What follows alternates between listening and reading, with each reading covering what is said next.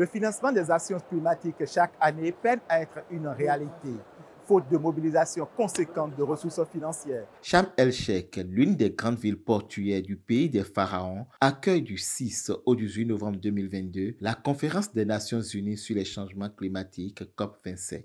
Les dirigeants mondiaux, les organisations de la société civile et les scientifiques se réunissent ici pour mieux s'entendre sur la mise en œuvre de l'accord de Paris.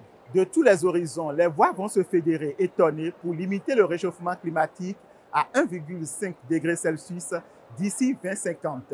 As I'm an environmental engineering student, I wish that everyone in Egypt or Africa have a good role to protect the environment and to reduce the CO2 emissions. Every one of us has a role to change the world. No one tell us that you should use plastic bottles or not. We all of us have the role to protect our environment. I want everyone to feel this expression. Il a été annoncé un montant de 100 milliards de dollars pour le Fonds vert climat.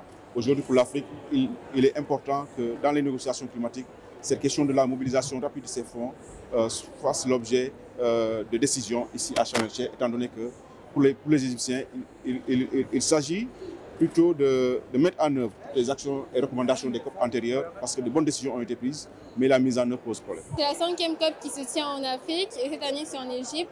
Et ce que j'attends, c'est vraiment que l'Afrique soit au cœur des préoccupations, parce que c'est le continent le plus exposé au changement climatique, alors qu'on émet le moins d'émissions de CO2 par exemple, et qu'on est les moins responsables de la crise climatique actuelle. Moi, ce que j'attends, c'est que des décisions concrètes soient prises, parce que la crise climatique, c'est une crise des droits de l'enfant. Ça ne détruit pas que des pays ou encore des cours d'eau, mais ça affecte l'avenir, le devenir, les rêves et les espoirs de vivre dans un monde meilleur pour les générations futures. La mise en œuvre de l'accord de Paris est essentielle pour la survie de l'humanité. Il s'agit d'atteindre 1,5 degré Celsius. C'est cette trajectoire-là qui nous permet de maintenir, si on peut nous exprimer ainsi, la vie actuelle que nous avons.